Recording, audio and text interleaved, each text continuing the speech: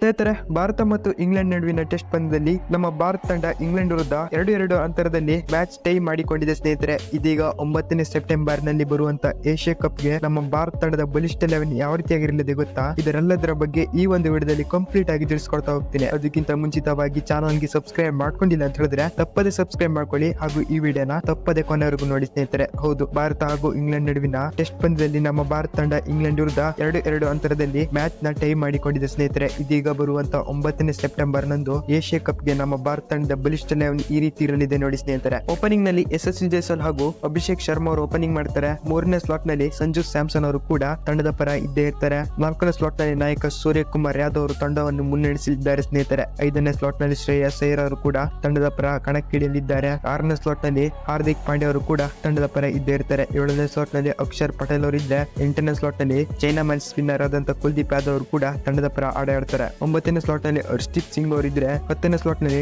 ಜಸ್ಪ್ರೀತ್ ಬುಮ್ರಾ ಅವರು ಇದ್ದೇ ಇರ್ತಾರೆ. 11ನೇ ಸ್ಲಾಟ್ ನಲ್ಲಿ ವರುಣ್ ಚಕ್ರವರ್ತಿ ಅವರು ಕೂಡ ತಂಡದ ಪರ ಕಣಕ್ಕಿಳಿಯಲಿದ್ದಾರೆ. ಸ್ನೇಹಿತರೆ, ಇದು ನಮ್ಮ ಭಾರತ ತಂಡದ ಬಲಿಷ್ಠ 11 ಆಗಿತ್ತು ಏಷ್ಯಾ ಕಪ್ಗೆ. ಹೌದು ಸ್ನೇಹಿತರೆ, ಈ 11 ಬಗ್ಗೆ ನಿಮ್ಗೆ ಅನಿಸುತ್ತೆ ಅಂತ ತಪ್ಪದೆ ಕಾಮೆಂಟ್ ನಲ್ಲಿ ತಿಳಿಸಿ. ಸ್ನೇಹಿತರೆ, ಸ್ಟಾರ್ಟಿಂಗ್ ನಿಂದ ನೋಡ್ಕೊಬಾರ್ದಾದ್ರೆ ಓಪನಿಂಗ್ ನಲ್ಲಿ ಯಶಸ್ವಿ ಜೈಸ್ವಾಲ್ ಹಾಗೂ ಅಭಿಷೇಕ್ ಶರ್ಮಾ ಅವರು ಓಪನಿಂಗ್ ಮಾಡ್ತಾರೆ. 3ನೇ ಸ್ಲಾಟ್ ನಲ್ಲಿ ಸಂಜು ಸ್ಯಾಮ್ಸನ್ ಅವರು ಆಡಿದ್ರೆ, 4ನೇ ಸ್ಲಾಟ್ ನಲ್ಲಿ ನಾಯಕ ಆಗಿ ಸೂರ್ಯಕುಮಾರ್ ಯಾದವ್ ಅವರು ತಂಡವನ್ನು ಮುನ್ನಡೆಸಲಿದ್ದಾರೆ. ಸ್ನೇಹಿತರೆ, 5ನೇ ಸ್ಲಾಟ್ ನಲ್ಲಿ ಶ್ರೇಯಸ್ ಅಯ್ಯರ್, 6ನೇ ಸ್ಲಾಟ್ ನಲ್ಲಿ ಹಾರ್ದಿಕ್ ಪಾಂಡ್ಯ, 7ನೇ ಸ್ಲಾಟ್ ನಲ್ಲಿ ಅಕ್ಷರ್ ಪಟೇಲ್ ಅವರು ಕೂಡ ತಂಡದ ಪರ ಕಾಣಿಸಿಕೊಳ್ಳಲಿದ್ದಾರೆ. ಸ್ನೇಹಿತರೆ, 8ನೇ ಸ್ಲಾಟ್ ನಲ್ಲಿ ಕುಲ್ದೀಪ್ ಯಾದವ್ ಅವರು ಇದ್ರೆ, 9ನೇ ಸ್ಲಾಟ್ ನಲ್ಲಿ ಹರ್ಷದೀಪ್ ಸಿಂಗ್ ಅವರು ಕೂಡ ತಂಡದ ಪರ ಆಡ್ತಾರೆ. 10ನೇ ಸ್ಲಾಟ್ ನಲ್ಲಿ ಜಸ್ಪ್ರೀತ್ ಬುಮ್ರಾ ಅವರು ಕೂಡ ತಂಡದ ಪರ ಕಾಣಿಸಿಕೊಳ್ಳಲಿದ್ದಾರೆ. ಸ್ನೇಹಿತರೆ, 11ನೇ ಸ್ಲಾಟ್ ನಲ್ಲಿ ವರುಣ್ ಚಕ್ರವರ್ತಿ ಅವರು ಕೂಡ ತಂಡದ ಪರ ಆಡ್ತಾರೆ. ಇದು ನಮ್ಮ ಭಾರತ ತಂಡದ ಬಲಿಷ್ಠ 11 ಆಗಿತ್ತು ಏಷ್ಯಾ ಕಪ್ಗೆ. ಈ 11 ಬಗ್ಗೆ ನಿಮ್ಗೆ ಅನಿಸುತ್ತೆ ಅಂತ ತಪ್ಪದೆ ಕಾಮೆಂಟ್ ನಲ್ಲಿ ತಿಳಿಸಿ ಹಾಗೂ ಚಾನಲ್ ತಪ್ಪದೆ ಸಬ್ಸ್ಕ್ರೈಬ್ ಮಾಡ್ಕೊಳ್ಳಿ. ಸ್ನೇಹಿತರೆ, ಮುಂದಿನ ವಿಡಿಯೋದಲ್ಲಿ ಸಿಗ್ತೀನಿ. ಅಲ್ಲಿವರೆಗೂ ಟಾಟಾ, ಬೈ ಬೈ.